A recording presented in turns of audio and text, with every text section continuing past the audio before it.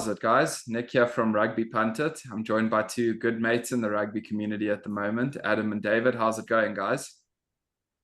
I'm very good. I'm very good. Nick, how are you? No, lacquer. Keen for a test series with you now, bud. Yeah, and I'm sure the Irish team are keen for a big series after recent results. So, yeah, it's good to be here. Got to get And stuck thanks for in. having me, lads. Absolute honor to join you for a bit of a chat. Yeah, definitely looking forward to hearing more about the Reaburn Shield, man. Yeah, no, it's exciting times. I mean, most people haven't heard of it, right? So it's really nice to be able to chat about it. Yeah, so tell us a bit about it. How does it all work? Where did you come up with the concept and how's it going from there? I mean, it's actually really, really cool once you get into it and understand what's going on. Yeah, yeah. So I guess the first thing is right. The first men's rugby international was in like 1871, and it was like Scotland and England, and Scotland won. It was played at Reaburn Place, and like in boxing, right? You have your lineal world champ. You basically, if you beat them, you get to take their title. And so in 1871, Scotland became the lineal champs, and in 1872, England took it off them.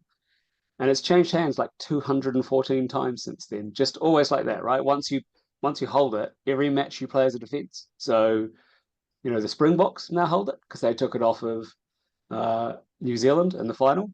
New Zealand having taken it off of Ireland in the quarterfinal. And so now South Africa, their Rugby World Cup. So Rugby World Cup separate, right? They've got that for 4 years. That's in the vault, and that is safe.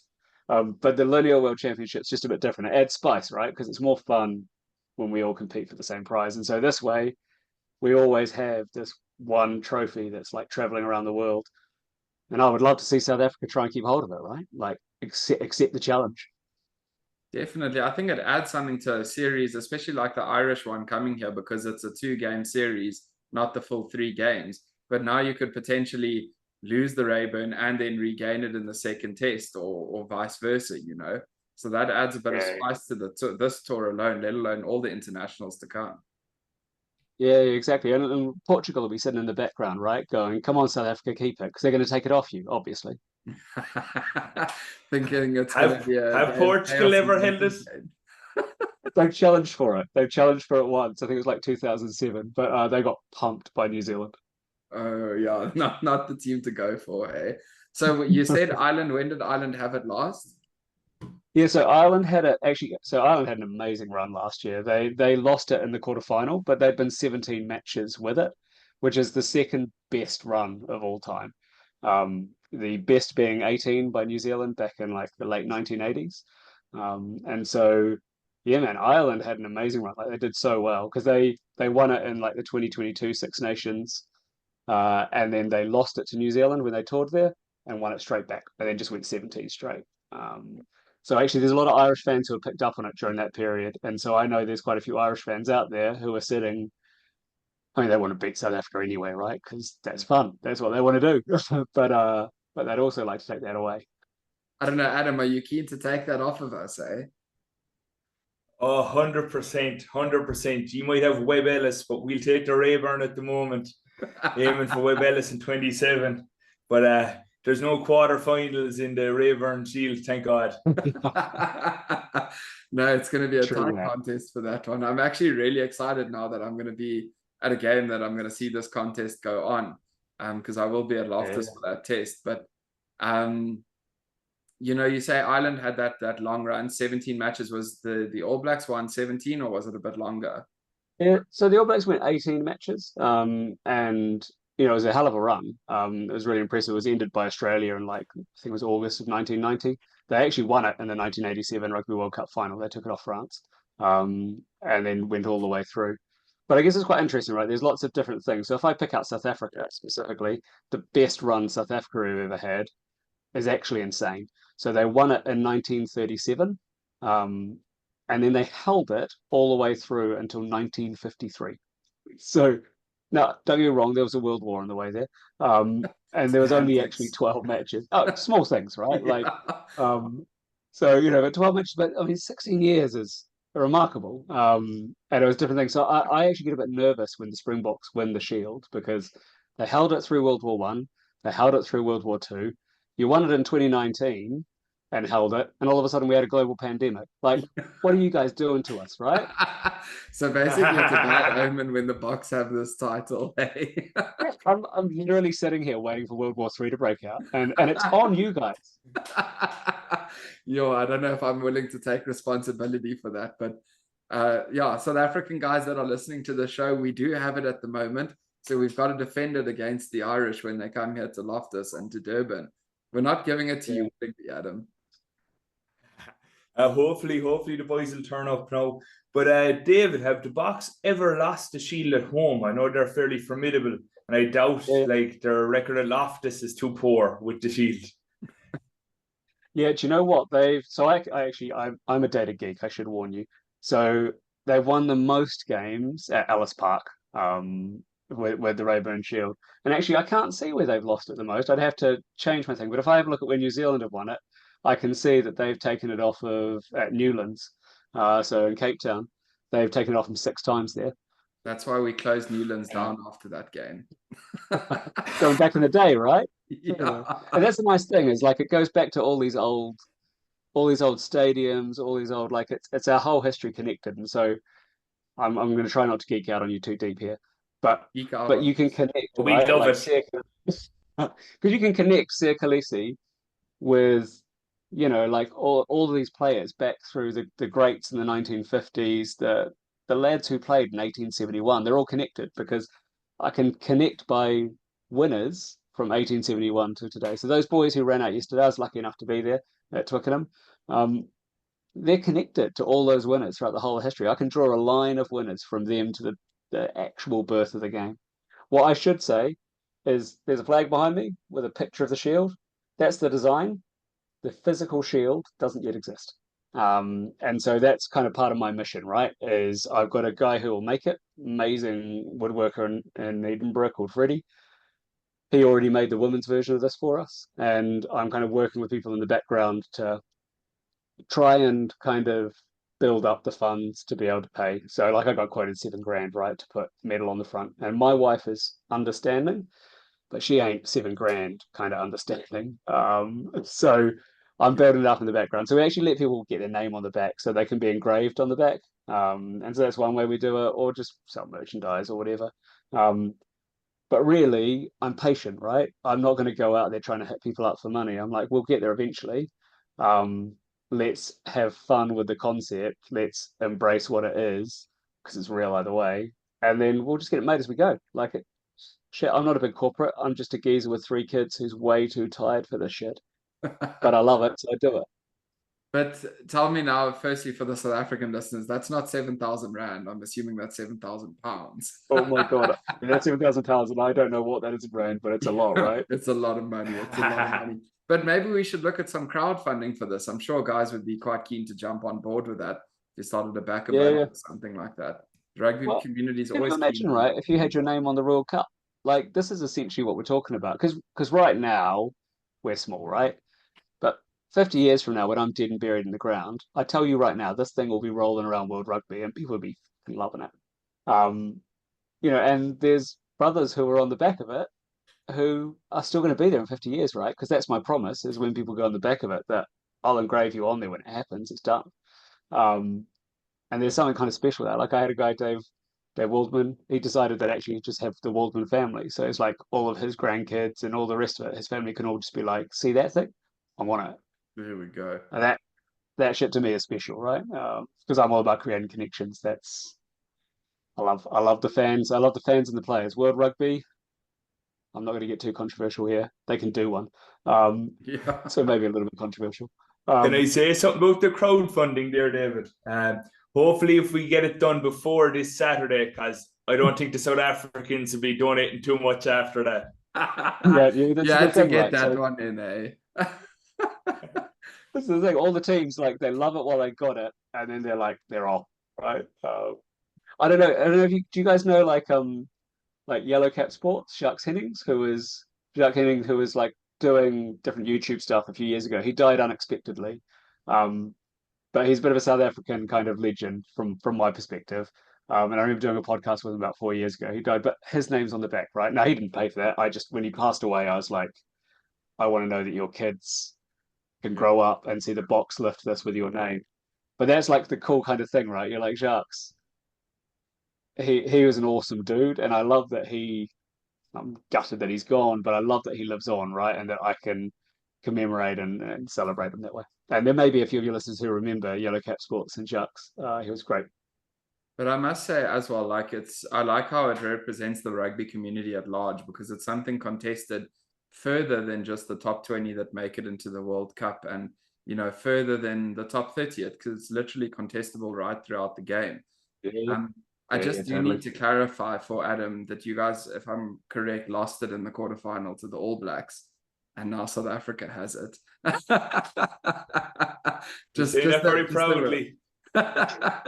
Just that we're on the same page there, bud. But David, I also understand from checking out your Instagram, there's quite a few minnow nations that have held this trophy for a time. There's some interesting names in there. Yeah. The one that always people kind of catches their attention is Romania, right? So in 1984, the Grand Slam winning Scotland team held the Reaburn Shield, and they went on tour over to Romania, and they lost it. And actually, it turns out that Romanian side of the 80s was pretty good, because the dictator essentially employed them in the police forces, the armed forces, that kind of thing, because he loved rugby. And so actually the Romanian team of the 1980s was actually really strong. So for one match, Romania lineal world champs. And then you have, Wales, for instance, who gave it away to Samoa in that 1999 Rugby World Cup loss they had. So they were on their record run at the time in 99. Wales had gone 8 matches with it. They were looking great. And then along comes Samoa and tipped them up, and they're lineal world champs. They gave it away to New Zealand the next week. But even so, for a week, those boys, they were there. And New Zealand didn't keep it much longer, sadly. As well, in the Reaburn Shield, I see it on your Instagram. A nation like France hasn't had many runs with it, but I suppose that's vindictive of which French team will turn up, I suppose, is it? Yeah. Do you know what? They're wildly inconsistent. So, like right now, France haven't held it since 2009. Now, the truth is, they've only had like 8 chances at it since 2009. So that's actually one of the things I love about the Shield, right? You might not get a shot at it in your career. Like, it's altogether possible. The All Blacks went between like 2016 and 2022. They had no shots. Any All Black who had a career in that period, they just didn't even get a chance. And that is actually what makes it special, because as a player, once it's established, once it's known, all of a sudden they're like, oh, well, this is my chance. I've got to take it. And so in New Zealand, we've got a domestic thing called the Reaburn Shield, which is huge, right? And shield fever is a real thing. Once teams have got it, they're like desperately trying to hold on to it, eating red meat all week, right? Making sure they're strong and ready. And just that in international rugby be bloody amazing. So France, yeah, I wish that Antoine Dupont comes back into the 15s game. He's like, next chance we get, we're nailing it, lads. Like that's the vibe I want to get. The guys to bite in a jar. I think just from the South Africans, I know there's going to be quite a few guys watching this that are going to have their backs up against the wall about the World Cup title. We did discuss that a bit off show, but guys, really, This is something different to the World Cup. It doesn't take away from the World Cup in any shape or form. If you really go and trace it, you've got some really cool infographics on your page as well that explain how the Shield has moved on and all of that. But it's a title that we currently hold. It's a title we can potentially lose. And it's a title that we should be chasing. It really, really adds that dynamic to the game. So, yeah, Adam, I think we've got a bit of a thing to play for here. 100%. We want to bring it back to the Six Nations. We want to defend it in November. We want to get it back, get another title under our belt, Six Nations time, get it back up to the Northern Hemisphere. But but as well, I genuinely think that if the Reaburn Shield did hold something with the players, I actually think the Rugby Championship would benefit hugely from it, because not being controversial, I think the All Blacks obviously dominate that competition. And it's not from the South Africans not being good enough. It's that they experiment with their team more often. If they were defending something on the line like this, I think it'd probably be more competitive. What do you think? Yeah, I think it would definitely add spice. I mean, like we saw like Los Pumas stealing wins in New Zealand over the last 4-year cycle, and that's potentially giving it to them. And then when they play teams like Uruguay and some of the South American nations, it can then float around in that competition as well. Also, I think it's important to point out that this is not that stuff that was plastered all over some rugby pages a while ago about who's the real world champions because they've won X number of games against the other team on an end of year tour or whatever, where guys are in different peak. This is something you target a win to maintain it, or you target a team to topple them and take it. It's a completely separate tournament that runs permanently. Yeah. Hey, can you imagine, right, that the next match, I don't actually know who's going to play captain for that match, whether the squad's going to stay the same, but imagine they're walking out, right, and they place the Reaburn Shield on the side of the pitch. Nobody gets to touch it until the end of the game. And they either pick it back up and celebrate with their lads, or they have to hand it over captain to captain, right? So that's my vision, is that it always has to be a personal captain to captain thing. People are like, oh, Dave, you could go along and present it. I'm like, nah, man, this is let's make these boys look each other in the eye and hand it over personal. Yeah. So I think it'd be amazing. And just to be really clear, guys, you guys are all just keeping it safe. I need the South Africans to bring it into the Rugby Championship so it can come to New Zealand, right? Let's just be really clear. This is really just you guys keeping it safe until the All Blacks can have it. You just want it back in New Zealand. Just full disclosure, unfortunately, right? That's not going to happen. The Springboks, it's been spoken, we're going to have an undefeated year. We're going to win the rugby champs. We're going to beat the Irish. Apparently, a blip against Portugal and Bloemfontein might be on the cards. I'm sure the Portuguese would be delighted with that. Rugby Nations B would be Georgia would be smitten like. Yeah, true. That's true, for sure. And we've got Victor Matfield over there with the Portuguese side at the moment. Oh no, I lie. He's actually moved on to Japan, but he was consulting for them in the World Cup. So maybe that's adding to it as well. Should we? Yeah, I mean, I can tell you about the women's side. I know you guys don't know as much, but just so you know, the Utrecht Shield exists in the women's side because it only runs from 1982. And just for relevance for you guys, the women Boks have not yet challenged, but I am sure sometime soon they will. They're playing more games now, right? So hopefully the women Boks will get a shot. The Irish women have already starting to pick up in our country, which is nice to see. We definitely don't have it established to the same level as you guys yet. The Irish women were very strong around 2013, 2014, I believe, David. Did they ever get a shot, them girls? Yeah. So they actually won it in 2013. And I think it was a Grand Slam winning year as well. Niamh Briggs and Fiona Coughlin and all the girls. Yeah, they were really strong. It was pretty impressive. Because obviously in 2014 they tipped up New Zealand in the World Cup, which made me sad. You can feel the men haven't done that yet. Adam knows all about being tipped up in the World Cup. He can empathize with you. I think it was a quarterfinal as well. Oh, even worse. How are you doing over there, Adam? Let's bring us back to the pool stage, Nick. Where the real magic happens. 13-8. Yeah, we're not going to escape this one. We're going to have to wait for Loftus to decide it. I suppose we better get on and talk a bit about that one, will we? Yeah, I think let's take a look at the Irish squad and what's coming up that side. Yeah, so I'm sure Tui's had a look at it, but I'm very happy with the Irish squad. I think we've selected a lot of the key boys, barring a few injuries, and then we have a few future stars coming through as well. So good to see Peter O'Mahony still leading the team. But new star there, Cormac Izuchukwu. He's playing for Ulster, powerhouse. I'm sure you've seen him in the URC and in Europe. So I think he could be a great option at 6 for Ireland going forward. Tom Sahern, unfortunately, is injured. I'm sure would have been in that debate as well. And Munster man. In the backs, then you're looking at Jameson Gibson Park being out at 9. Huge loss. If you watch any of Leinster's matches, any Ireland matches, It's a player I was really looking forward to seeing live here in South Africa as well, because it's a big part of that Irish side. 100%, he's crucial. And then you've Hugo Keenan out at fullback. He's chasing the Olympic dream as well. Antoine Dupont, we don't really have that many options at 15. So like I think Kieran Frawley will probably step in, but I do think in terms of the safety at the back, I think we're missing out on something there. And you've Mac Hansen is out in the right wing. Calvin Ash is a great replacement, but we will lose a bit of ball playing. And then I'd have a lot to say about Sam Prendergast as well, coming in at he'd probably be the sub out half. Sam Prendergast is a hugely talented player. I'm not sure if you've seen much of him. Yes, But won the under-20s Grand Slam last year, played in the URC a couple of times. But it's great to see Ireland taking the risk on him rather than just going safe to burn boys. So I'm really excited to see them coming through, you know.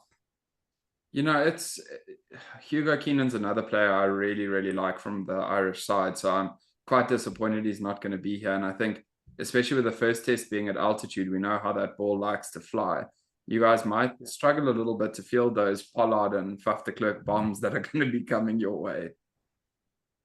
Oh yeah, 100%. You know, I think like Kieran Frawley's very capable player. Don't get me wrong, but that solidity of Hugo at the back will be massive, especially the way the Boks will be playing. They will punt it down at them. They will get the wingers after it. It'll be a huge chase. The pressure of that atmosphere and like in Loftus. Yeah, it's two players definitely, Gibson Park and Keenan. If I was to pick two fellas in the Irish team that I didn't want to be out, it would probably be them, you know. But I know the Springboks have a few injuries of their own. No, that's true. I also just wanted to ask there, a player I know most South Africans are looking forward to seeing here is Bundi Aki. He had an incredible World Cup last year. He really was a menace with ball in hand. It's going to be lining up against either Damien Dialende or Andre Esterhazen, depending which way Rassie goes on that one. But I mean, that's a huge battle. And then I also think selecting Peter as your guys' captain was a masterstroke, because unfortunately you guys are coming here to some very hostile fans. And I think you need that kind of abrasive captain to face the media. You know, I think that was a good call. Oh, Nick, you've no fear of Peter Manny facing the abrasive fans.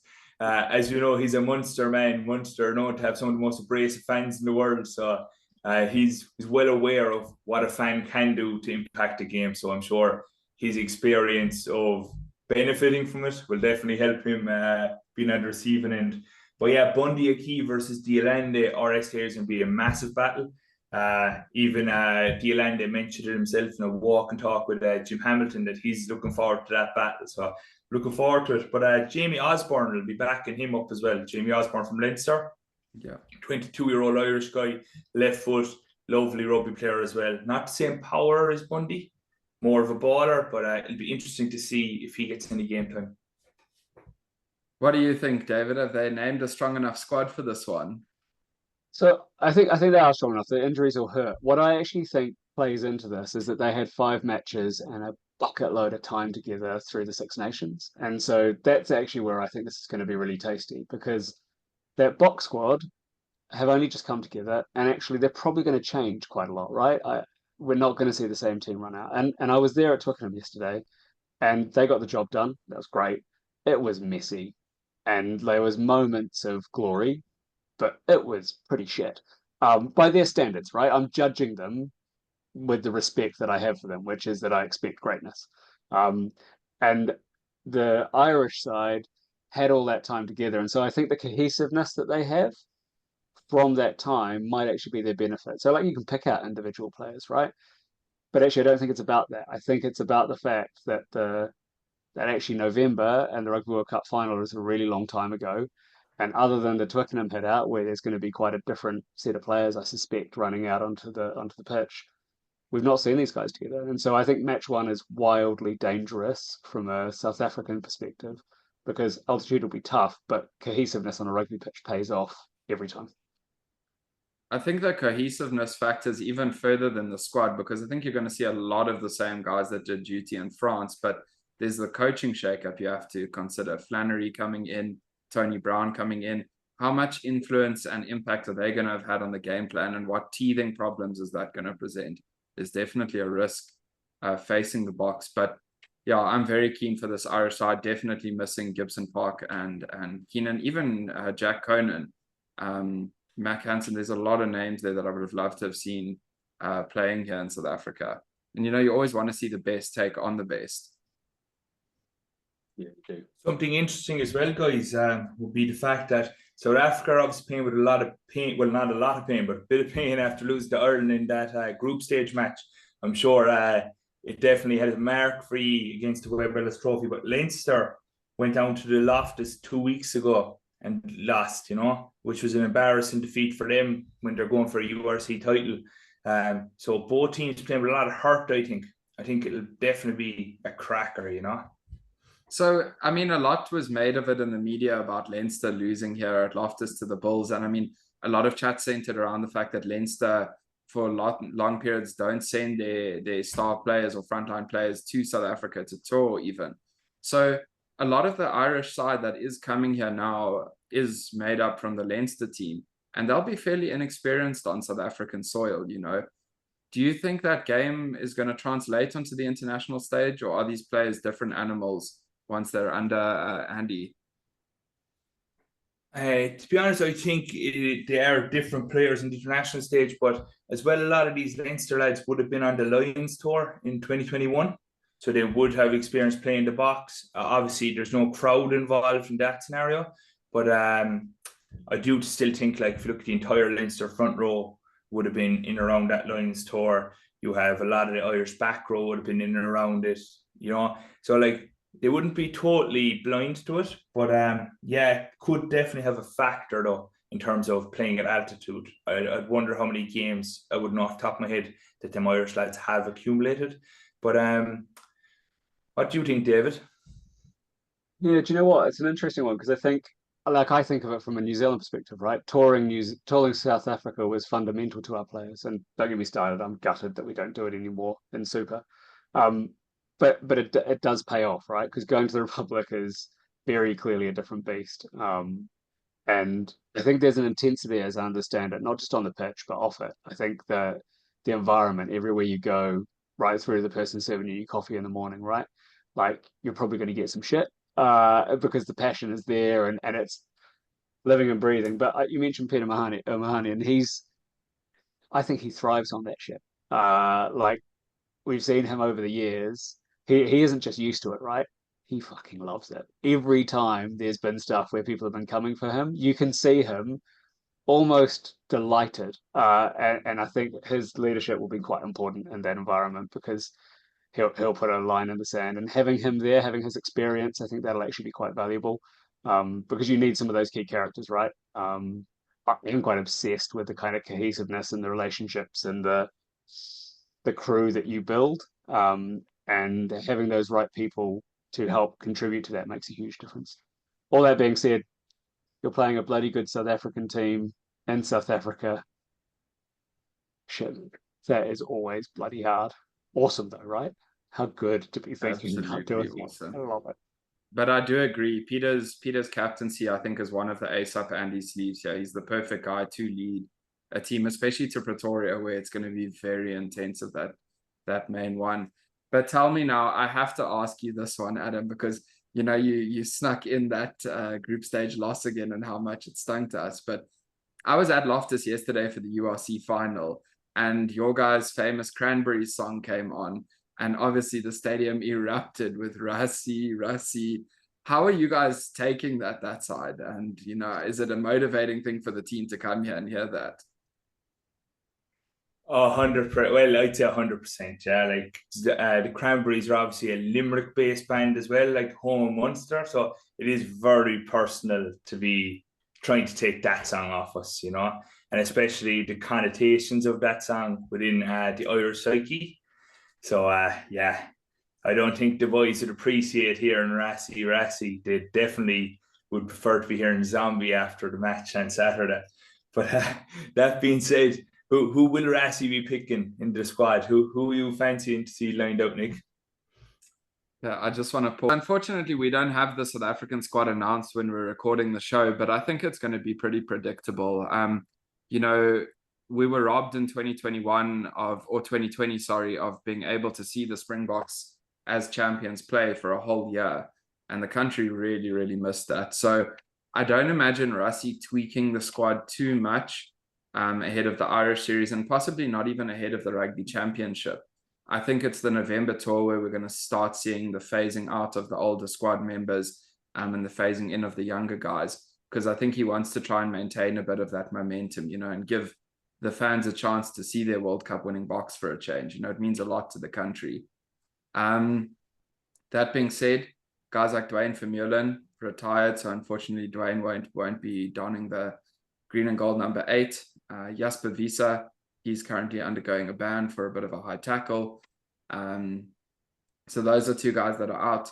Dion Fourie, another one. Branas, he's been injured for the Stormers. Incredible story that man had going to the World Cup, hey guys. Oh, crazy. Well, wasn't his test debut at 36 years old as a flanker, and then he ended up pushing on to be a hooker for 77 minutes of the World Cup final, something like that. And he ended up captaining the Boks when Reaburn went off the field. So to go that full circle so late in your career is absolutely insane. So he's going to be missed. Then Loet de Jager, he missed the World Cup. He had a cardiac problem. And unfortunately, he's now been injured after playing very well in Japan. Kanan Moody, youngster, 21-year-old, he's also been ruled out with a hand injury. And then Cheslin Colby, we're not too sure yet what the state of his hamstrings and knees are. But I think he's a bit of a doubt for the Irish series. Other than that, Curtly Arendse played yesterday. He made a miraculous comeback and featured for the Bulls yesterday. So I don't know how that ended up happening, because he fractured his cheek. Yeah, he's a freak. And then you've Edwil van der Merwe to replace Colby as well as another scrum cap winger. Yeah, I saw the memes doing the round today. World Rugby's going to ban the scrum cap wingers now. Seems like all of them, Rassie plucks out, wears scrum caps, and can step the hell out of anybody up wide.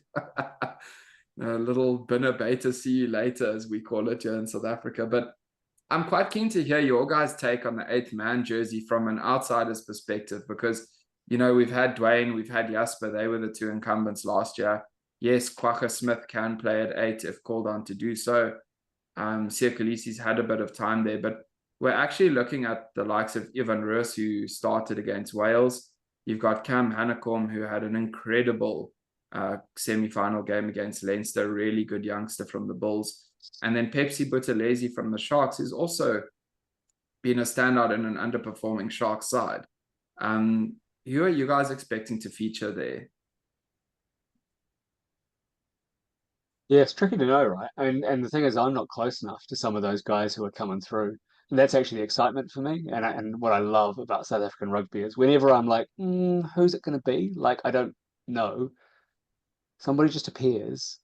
And normally they appear way the fuck up there because they're always huge, right? Like you're always like, where did you come from, mate? Like, this is not natural. But that's what I love is it's like this thing, right? As being a Kiwi growing up, you're like, oh, it's fine. Like that guy's gone. Like Dwayne's gone, right? You're like, that's fine. We can put him in a cupboard and we can feel like everything's okay again. And all of a sudden, some brother this year is going to introduce himself much more clearly to me in a way that I don't like. I don't know honestly know who it's going to be yet. Yeah. It's like you say, I mean, Eben Etzebeth's a bloody giant, and then you see him doing the trophy tour last year and standing with a 17-year-old who's taller than him. It's ridiculous. You're like, what is in the food? Like the red meat over there is seriously good. It's biltong, guys. It's the biltong. For me, Nick, with the number 8 question, so I have to give a shout out. I have a South African player on my team here in Ireland, JB Detroit is his name, and he's been talking about Evan Roos since he's came over 2 years ago. And I've started taking note of him for the Stormers. His numbers are incredible. His physique is incredible. I think, to be honest, it has to be Evan Roos playing 8 for the Boks. I think he fits the bill. He looks the part, and I think he will be a world beater for E. So Caelan Doris versus Evan Roos, like that is a heavyweight contest there at number 8. Absolutely. And Evan Roos is quite a nice mobile number 8. The only cloud hanging over him at the moment is his discipline issues. The South Africans like to play a hard game, but those little niggly things, especially Rassie doesn't like it, where you're pushing players' heads into the ground and stuff like that. Rassie wants you to smash a tackle, stand up and smile and make your impact that way. So Ivan needs to watch a bit on the discipline front. Those silly penalties are not going to earn him favor in the Boks squad. But I do agree, he seems the most likely to be taking this 8 jersey. You mentioned the possibility of like Sia stepping into it. I don't know if that's necessarily the case, but it did make me reflect on a slightly difficult question, which is how long do you get to keep him for? Like how long do you think because he's so iconic, right? Like I was in the stadium yesterday, brother's not even playing, but he comes off the stadium and everyone just starts chanting his name, right? Like the love is awesome, but it makes me go, he's such a talisman for you guys. Like, what happens? He's 33 now, I think, right? How long do you reckon you got? See, that's the biggest thing, because Sia really is an icon in South Africa. It actually transcends past rugby what Sia is in this country and what he means to so many people. And, there's been a lot of talk around the Springbok captaincy. At a time we were worried Sia would be injured and not available. Rassie Erasmus has said, he wants his captain based in South Africa, which changes the game. And that's probably a conversation he had with Sia prior to Sia leaving for France, So I think the feeling here is that the captaincy is going to go to Bongi and Bonambi in the interim. Okay. I think that's what we're looking at. I don't think there's currently a long-term replacement at captain. Lukhanyo definitely would have been a shoe in there, but guys are not so sure what sort of form Lukhanyo is in at the moment because the Sharks haven't been playing well. We know Rassie also manages to pull a bit of greatness out of these guys, people you see in their domestic team that you have no clue from. Rassie gets them into the Boks jersey and they're a different beast. So Lukhanyo an option. Peter Steph captaining the side only for the second time this weekend. Eben Etzebeth also an option, but I think it takes away from Eben's abrasive style. So most likely we're going to see Bongi and Bonambi leading the Boks through this test series. Nice. Yeah, I mean the thing is, even if he's not captain, he's impactful, right? In terms of, you've got a collection of players with leadership amongst them. I guess I just worry that I think that having talismans on the pitch make a difference. So I don't worry. I look forward to it. Are you sure you shouldn't be wearing a Boks jersey, but you look good there. So sounds very Bokish out, David. but a question with Bongi being captain. I know he has the ability to play 80 minutes, but obviously that means you're sitting Malcolm Marx on the bench. So is it a worry for you, Nick, or would it be a worry for you, David, not having your captain on the pitch at the end of a match? That was the same with Sia Kolisi. Sia never played past really 60 minutes. The Boks rely on the leadership group, and like Rassie said, to them, it's not really such an issue who the captain is. Obviously, to the country, it matters quite a lot, especially with how we hold Sia in such high regard. But I don't think it's going to be an issue that Bongi steps off. You might see someone then like Kwako or even Sia stepping in for those last 20 minutes, There's enough leadership and senior Springboks still remaining to cover that. Andre Pollard's another one. Yeah, that's true. I think you've got a great leadership group, right? And most nations are doing that now. So we're seeing a lot of captains who aren't lasting the full 80. There's a few who are just so required by their teams. Yeah. But because so many captains are working in the kind of grunt room up front, they can't, right? And if you're looking at actually coming through, then actually you need those guys spent at 60 and bring something else on. And but that requires a great leadership group. Especially with how the Boks play. If you're going a 7-1 split, the only forward staying on the field for the full 80 is Peter Steph. So, it's hard to pick anyone then.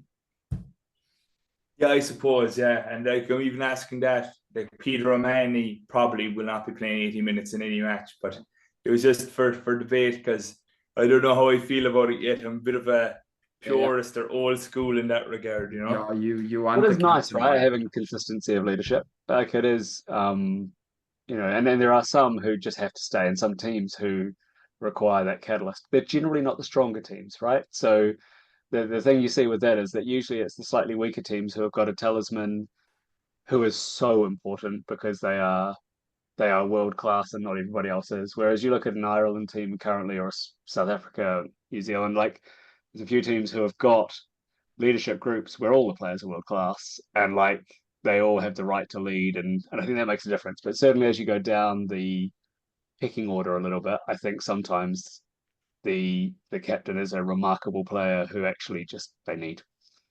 So to not beat around the bush, are we talking about France here and, having that one player? I just had to throw some shade there. I mean, let's look at the Six Nations, right? Yeah, I think so. Yeah. Speaks for itself. We'd all take him. We'd all take that one player. Also true. Yeah. Also true. No, I think it's going to be interesting. I don't think there's any going to be changes at 10 for the Boks. I think we're going to have Handré Pollard starting. And if they're not going for the 7-1 split, you're probably going to see Mani there when the game's a bit wider later on. Tight contest, Pollard will then play and make sure we get those kicks over. But some great performances from young Sasha Feinberg and Gomazulu this weekend. That monster 50-plus meter kick for a first one in the green and gold was quite impressive. And Jordan Hendrickse, Jaden's younger brother, also getting a shot. And what do you think of Andre Esterhuizen? Obviously, in the Northern Hemisphere, Andre the Giant, we all love him. I'm a Munster fan. I've seen a lot of Damien de Allende. But I'd nearly argue Andre Esterhuizen is a better player than de Allende. What do you think? I think Andre is going to be the next box center for the 4-year cycle. Rassi's built him up. They've worked together now for 8 years. And Andre's young enough to now step into that 12 role. He arguably, like you say, offers more than Damien de Allende, if that's even possible, because de Allende is a machine in that 12 jersey. But I think you're going to start seeing a new combination being built between Esterhuizen and Jesse, or Esterhuizen and someone like Ethan Hooker, also a youngster, or Henku van Wyk from the Lions. They're going to start working on that.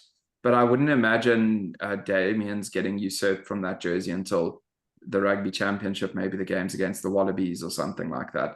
I think for the moment he's sitting pretty at 12. Guys, there's no one who had more than Nick's got of that. Yeah. You're like, Nick's got that so covered. I don't have any perception. I'm an old failed tight head prop. No chance can I give an opinion there. But I mean, come on, us front rows were the smartest, best looking guys in the team, man. Most important ones too. So there's a really big rivalry that's built here now between South Africa and Ireland. And I feel like it was coming before the URC and we started playing domestically against each other. But I really want to beat the hell out of you guys. Like there's no kidding about it. I want to see us knock you twice here in South Africa, so that we can have some more bragging rights, sort out the World Cup pool loss there. I'm mentioning it so you don't have to, Adam. Yeah, like it definitely there's huge rivalry building from our perspective as well. Like historically, obviously, we'd have to beat the English, and then the All Blacks were that Mount Everest, But now the Boks are just after moving into that zone where we just really, really want to beat you. We don't want to be listening to you. That we just want to put you in your box and be like, yeah, we're the best. We got unlucky. The All Blacks could beat us, but you can't. Yeah. Because since 2016, we haven't lost to the Boks, and like the Blacks have only beaten us a handful of times as well, mainly in World Cups and once down under. So like, I don't know. I still think like I don't think we have the full respect of South Africa, even that our record in the last 10 years against them is fairly formidable, So yeah. Do you know it actually goes back further than that, right? So like you played 3 times since 2016 and won all 3 of them. But you can go all the way back to November of 2004. And I was looking it up somewhere, and you've played 12 times, and Ireland have beaten South Africa in 8 of those. So we're talking the last 20 years, right? We're actually on average, Ireland have come out on top. Now, in the long term, the Boks have got a 64% win record against Ireland over the whole time. But in the last 20 years, not so much. Don't worry, we're going to knock two on that ladder the coming few weeks. And on that, like from my perspective, David, in my lifetime, I've seen Ireland beat South Africa more than I've seen South Africa beat Ireland. But I still feel like the Boks are looking down at us that like they have the World Cups, we don't have the World Cups, but they should run all over us. But like genuinely, Ireland are like, no, we're one of them nations now. We're up the top. You should be looking at us in the eyes It should be like a Boks South Africa or I think Boks it must versus the be. All Blacks. It's funny. I actually think probably as an All Blacks fan, I probably have a similar view to the South Africans, I suspect, which is I always grow up and Ireland would come to play and I'd just be like, oh yeah, I mean that'll be fun, we'll win. And it's just a given, right? Like that's going to be one of those ones where you can test players out. Like it'll be piss easy, we'll knock them away. I suspect that was the same for South Africa at one point, and certainly it's changed now. From a New Zealand perspective, now you're like, oh no, no. Like without wishing to sound like a dick, I knew we were going to win that quarterfinal. The reason I knew was because you'd beat us, and I knew those boys hurt real bad being twice at home that way. And I think there might be a vibe of that coming up from South Africa. I think there's going to be some boys sitting there knowing they won the Rugby World Cup, but knowing there was a little blip. There was a little blip in their record that just itches them late at night when they're lying there dreaming and holding their World Cup. They're like, oh, it pisses me off. And I suspect they'll come out going, we're going to have you, Ireland. Like that's the vibe. And that's why I'm looking forward to watch it. Bring it on. I don't know if you guys watched Chasing the Sun too, if you guys were able to see it, but if you saw Rassie's interview in that documentary after we lost to Ireland, you know these Oaks are fired up to face you. He was fuming and he cucked those players out. So this is one that's personal for Rassie. And if it's personal for Rassie, you can expect all the tricks in the book to be coming out the next 2 weeks of test footy here. I look forward to the I can't wait. Yeah, and remember, he's now a doctor. Hey, they awarded him an honorary PhD.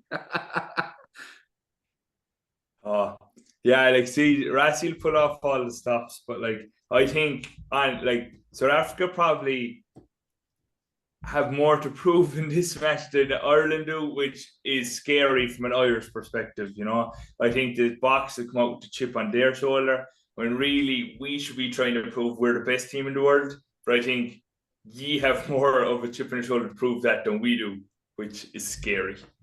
But the media has also perpetuated this. Hey, I mean, there's been a lot in the media about South Africa and Ireland after the World Cup, guys voicing various opinions. So this test series has a lot riding on it. And for me, it's the biggest test series going ahead in this July test window. Agreed. 100%. 100%. But I think a lot of that noise as well is coming from South African players. You know, even Estevez on the rugby pod, like counting the 12 Irish players said it to him after. Oh, yes. Bit suspicious that he's counting after a big loss. Diolande coming out saying that he thought we were too cocky as well. Like, that's Rassie planting little seeds in their head to say, oh, Ireland are this, Ireland are that. Like, you know, you don't hear the Irish players coming out saying, oh, the Boks were this, the Boks were that. So I think that's the scary thing. It's coming from year in towards us, and it should be the other way around, you know. So yeah, it's scary. The mind games began already in October last year. No, it's going to be a one. So let's get it then, David. Who's taking this test series? Is it a draw, 2-0? I think everyone won. I don't know which way around it'll go. I'm going to pick the first. In fact, you know what? I'm going to pick the first one to go to South Africa. You guys have played 28 times in your total history. I'm a stats geek, and the average score has been 19-15 to South Africa. So my pick for game one is 19-15 to South Africa. Purely based on the fact that I can't bloody pick it, so I'll let the stats do it for me. What about you, Adam? What are you predicting? First one, second one? Okay, so honestly, head over heart here. I think the test series is going to be 1-1. I think after the first match, the Boks will still be holding the Reaburn Shield. And in the second one at Kings Park, we're going to take you down in Shark Park. It'll be very, very tight.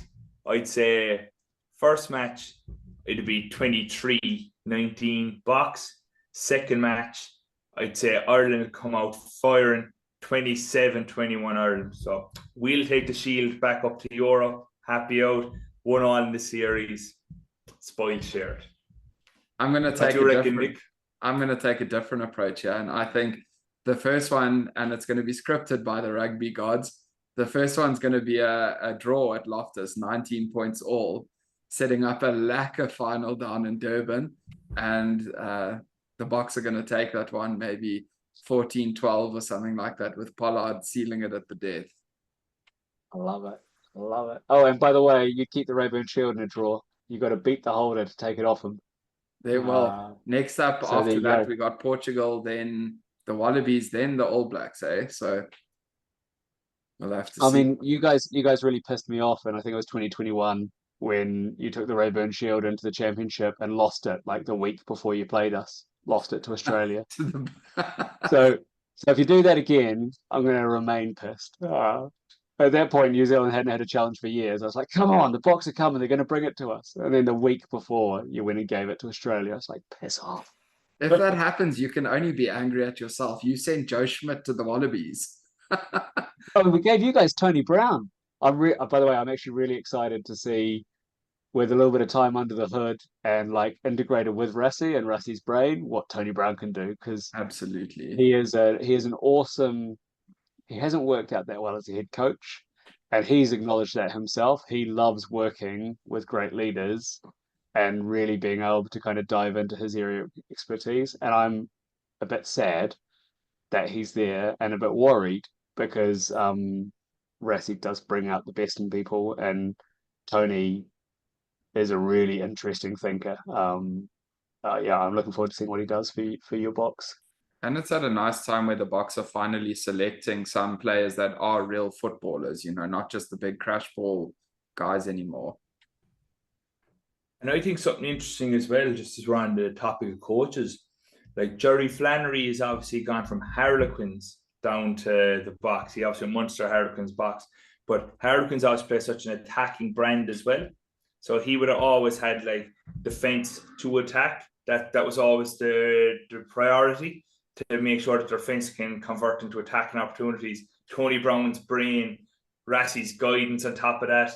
Like, we could see something special here in that the Springbok attack over the next couple of years, I think. No, it's going to be really, really good. Or bad, depending on your perspective. It's going to be good for South Africans, you know.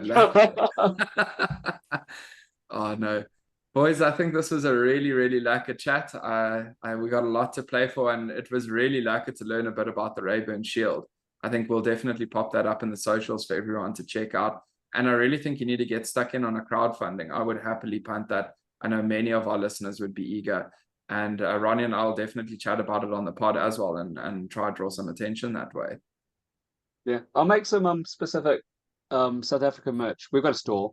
And I create designs for it with things. So I can make South African ones so that people can, we don't take as much money from it, but it means you get something. And it means you kind of have something. And actually, from my perspective, that's great, right? Because when somebody's got Shield merch, people are like, what the hell is that, mate?